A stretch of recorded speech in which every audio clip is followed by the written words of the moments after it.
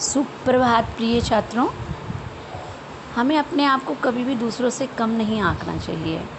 आइए इसे हम एक कहानी के माध्यम से जानते हैं। एक बार एक परेशान व्यक्ति एक साधु के पास जाता है और कहता है कि गुरुजी मैं बहुत परेशान हूँ। अलग अलग व्यक्ति अलग अलग ढंग से मुझे परेशान करते हैं। कुछ व्यक्ति मुझे कोई काम नहीं करने देते, मुझे रोकते टोकते हैं, मेरा दिल दुखाते हैं, और कुछ व्यक्ति मुझे अच्छी राय भी देते हैं, लेकिन मैं संशय में रहता हूँ कि मैं किसकी बात मानूँ, क्या करूँ, मैं परेशान हूँ।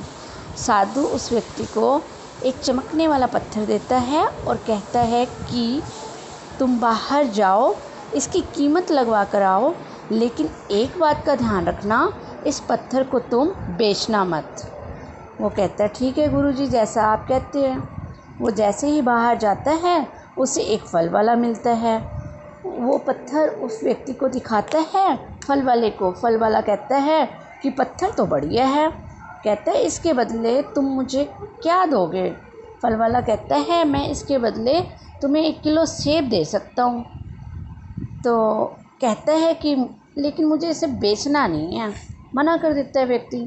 थोड़ी आगे जाता है, उसे एक सब्जी वाला मिल जाता है। सब्जी वाला कहता है इसके बदले मैं तुम्हें 2 बोरी आलू दे सकता हूँ, क्योंकि पत्थर तो बहुत चमक रहा है, आलू तो दे पाऊँगा 2 बोरी। तो वो कहता है ठीक है धन्यवाद।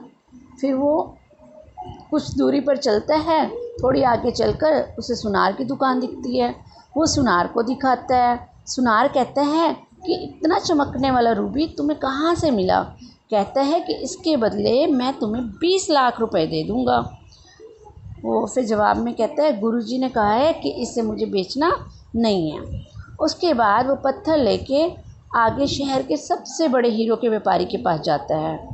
हैरान परेशान हो जाता है व्यापारी इसे देखकर, और उस पत्थर को जो है वो एक चादर पर बिछाता है और उस पर माथा टेकता है और कहता है कि तुझे ये कहाँ से मिला है?